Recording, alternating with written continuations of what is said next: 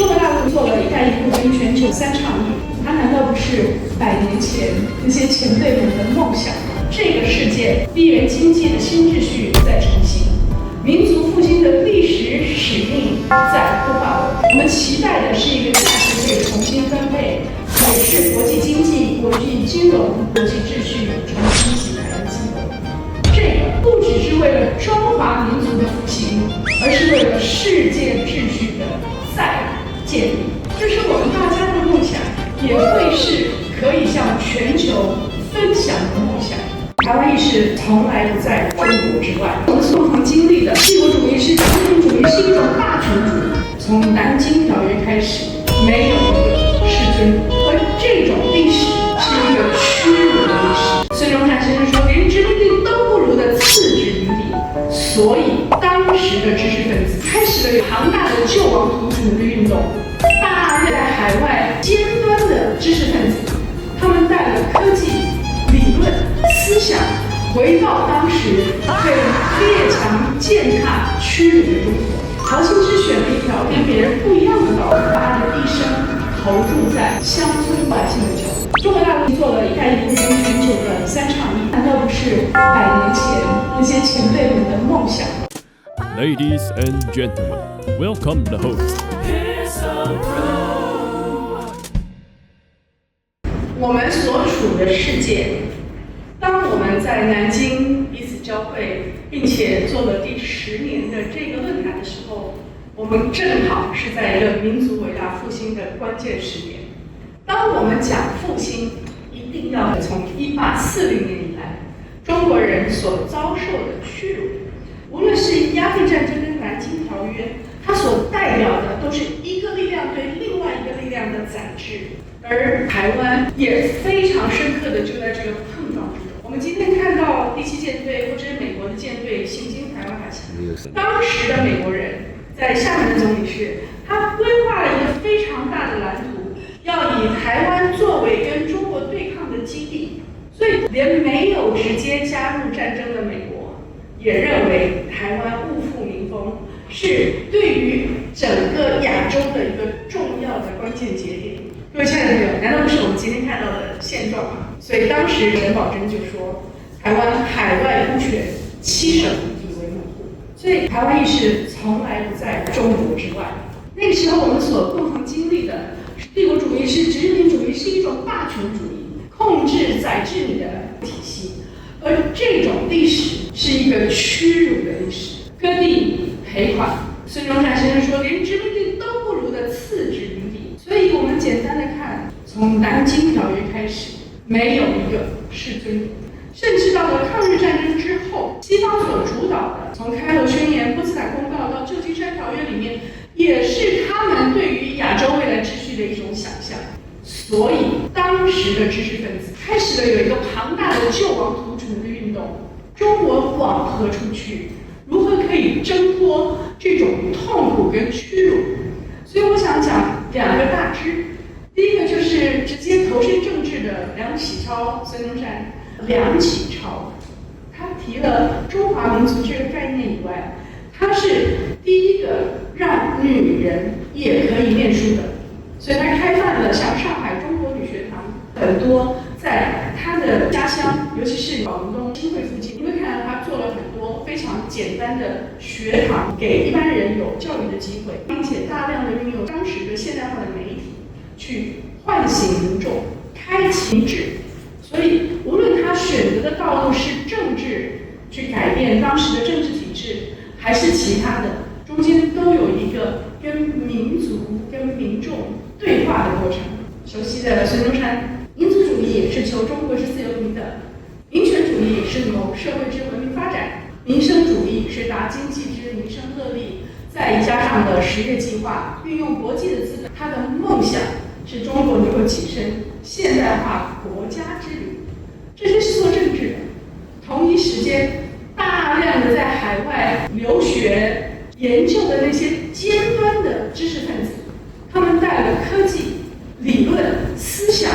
回到当时被列强践踏屈辱的中国。各位亲爱的朋友，你去看到那些人，他们如何投身到一个民族的复兴心里会有同感。在这些所有人中间，还有一批人，教育家陶行知。今天我们在小庄学院跟他一起齐名的张国林、蒋梦麟、罗家伦，你可以看出来，陶行知选了一条跟别人不一样的道路。他事实上婉拒了很多大学校长的职务，他把他的一生投注在乡村一般老百姓的教育，是那个他认为中华平民教育必须要普及的那个梦想，让他生死以至。也因此呢，我们今天非常荣幸能够在小庄学院看到像张校长你们所带领的人，97年将近100年，他当时的梦想，现在在不同的地方都已经大体实现。可是我要问的是，他的梦想里面让人能平等、普惠，社会上面最终的那个理念，到底我们做到哪里？在我列下来的这个5君子里头，他跟他的同辈们选择了一条不同的道路。这也是我觉得每一位在前线教学现场、第一现场的老师们、校长们最值得敬佩的地方。台湾在最近大家都知道，历史课本也好，中文课本也好，产生了非常多的问题。近20年的奋斗，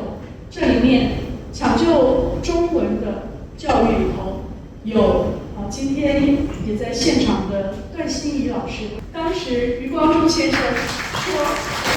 ，95战纲要大量的改变中文教育，一个是文白比降低，另外一个呢是要大量的把《论语》《孟子》中间加上了许多其他的东西。那我们知道，《论孟》是中国人品格教育的基础，所以这整一套东西到了108年的课纲，你们就看到欧慧之老师说，我们现在是一个无耻之教育。他们从95战纲奋斗至今将近20年。历史我们现在不念黄帝唐虞夏商周，所以现在的孩子已经看不懂金庸了，因为没有五代十国了，也没有魏晋南北朝了。所以许卓云是中央研究院历史的院士，他就特别说，如果你在台湾做一个同心圆史观去看世界的话，孩子都会搞糊涂。作为教育者，对孩子们这是不负责任的一件事。在跟日本的关系来说，是台湾的认同里面最复杂的一个部分。所以你可能在现在的政治人物里面听到一种非常崇日媚日的一些作为，但是我想告诉大家，抗日志士家属协会现在的会长肖会长，他们屏东的肖家是全家几乎被灭族，他的父亲是遗父子，没有什么美好的皇民时代。其实抗日志士一直是台湾非常重要的。那另外还有一批人，钓鱼台教育协会，他们跟台湾的渔民在海上时常被日本人不断的侵略、践踏、驱赶、登检、扣捕。那么钓鱼台教育协会是陈美霞，抗日志士家属协会肖会长，他们都跟历史哥一样，是100%道道地地的台湾人，但是他们跟中国的历史是连接的。所以今天在南京，让我有很深刻的感觉，就是南京作为一个，无论是让台湾的学生们了解了我们在这个大历史里面的位置，或者是两岸的纽带再去建立的一个非常重要的关键城市。昨天我们去的金陵科经处呢，是一位杨居士的家，中间的这位老师是现在唯一得以直接写繁体的反字。各位亲爱的朋友，你想象得到在南京可能别人会觉得挺不起眼的安静的院落里面，有这么多人认真的在保留中华文化与文脉，这是何等令人感动的事情。所以无论是历史上从清朝到现在，在民族上从抗战到现在，在文化上，在文学上面，从以前到现在，你会看到如此美丽丰富的南京和教育是我们可以重新建立历史连结的一个核心。所以今天第10年的论坛，我真的期待未来大家可以把这个故事讲得更丰富，讲得更大一些。